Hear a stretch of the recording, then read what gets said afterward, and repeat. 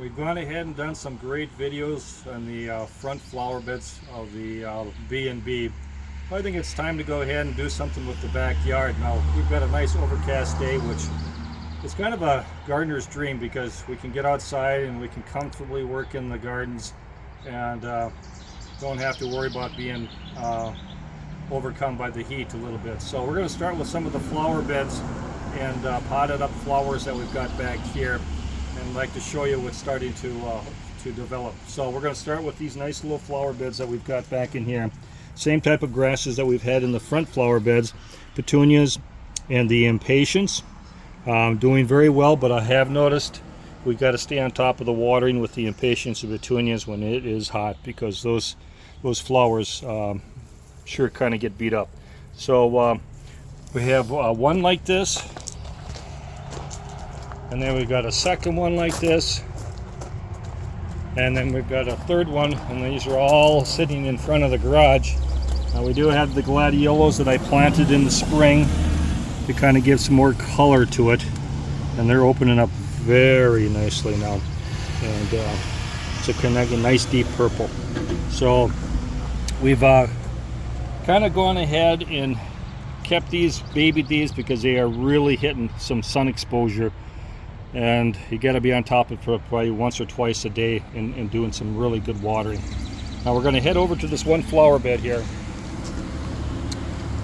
We've got a good mixture. Now these flower beds in here, my wife spends a lot of time in. As you can see, she's mulched them, she suppressed the weeds, and my daughter and her have done those nice little ceramic mushrooms and knolls, and there's a great bird bath back there that they ended up doing in their ceramic class. Now they've gone ahead and they've cured them to where they can remain outside in the rain. I'm thinking that probably some of these might have to be pulled in during the winter time, but it's a very nicely done water bath by my wife. So we've got the hostas, we've got some corabels over here, and then we've got some mums and some asters. So this is kind of a fall section that will be probably starting to show some color pretty soon. Now we've got this huge lily section, and my goodness, there's got to be at least 3, 6, 9, 12, 15 flowers on this one stalk, and they're just beginning to open. Now the flowers themselves are beautiful. They've got a nice waxy texture to them, and these are perfumed also. So once they start opening, the perfume smell will probably be just so overwhelming back here, and you just have to stand back here and just kind of enjoy it, because it's all short-lived with some of these flowers. But as many blooms as we have, this could be a continuous fireworks display back here where we'll be able to enjoy it for quite a period of time. Now we do have a nice potted flower in the back there. It's kind of hidden in between all the lilies. My wife went ahead and put it on a nice lavender rocker, and she did a nice job planting that. So we're just going to kind of work our way down through here. Oh, now here's one that is really flowering heavily. It's got 4 of them that have opened up and are doing a real good job. Now we do have some rhubarb left, which is doing extremely well. If you want to keep having rhubarb as the summer goes on, the key to it is to keep watering it, because the days when it gets into the 80s and low 90s, these things really suffer. So water them in real good. Keep picking it while it's young, but don't take it all the way down. Always leave some extra rhubarb on the plant for next year so it can get started. Now here's a nice little section of these lilies. They're kind of, they're starting to fade, but they're still beautiful.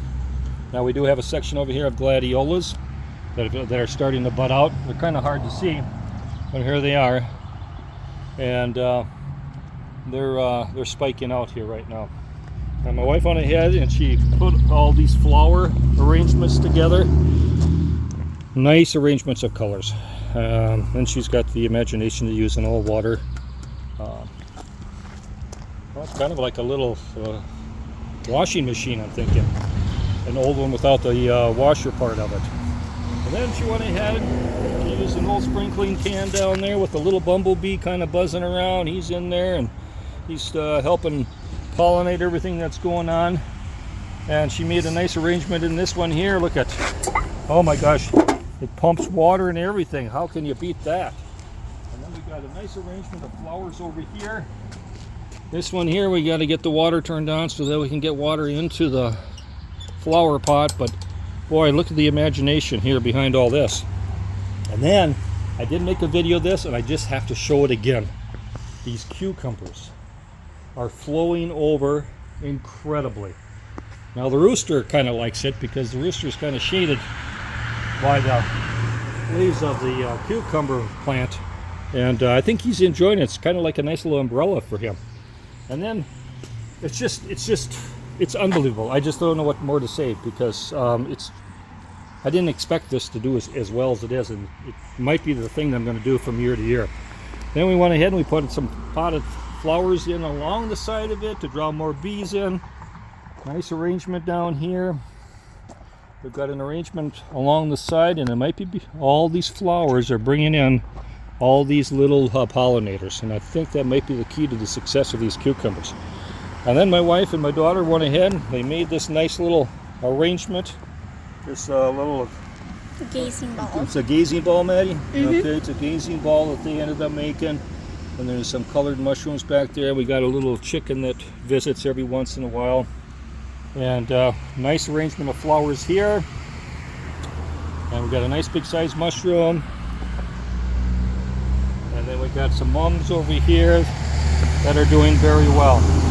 So we're just going to stop the video and head over to one of the other flower beds, and we'll be right back. All right, we're back here by the lavender farm, and we're going to save the video for the lavender for another time, because it's starting to flower, but I want to give it another week or so till it's really in full bloom, and then we'll take a video of that. But what we got going here is in front of the lavender, I went ahead and made a nice arrangement of the purple cone flowers, and as you can see, these things are going to do absolutely wonderful too. The buds on them, look at here, and they're gorgeous. Look at the size of this one back here. So, oh, look at, I mean, these things have just gotten started. So we got a nice selection of the purple cone flowers all the way along here in front of the lavender to help increase pollination through this whole yard, so that we get plenty of those little fuzzy creatures in here with their little wings and start buzzing, and they start carrying their pollen around from one place to the next. And then we got more of the cone flowers all the way down to the end here, and they're doing very, very well. Now I think I'm going to go ahead. Hydrangeas are just beginning to bud, but I'm going to save that for another video.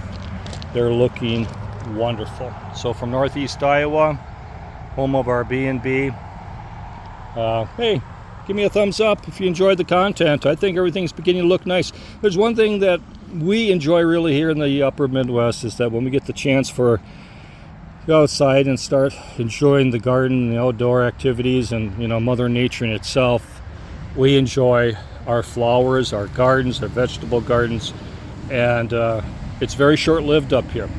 So we have to work really, really hard to get to a point where we just have a minimal amount of time before, you know, they stop flowering and we start getting into the cooler time of the year. So, you know, give us a thumbs up. We work hard. And you know, subscribe. If you like the content, give us a subscribe. And until then, happy gardening.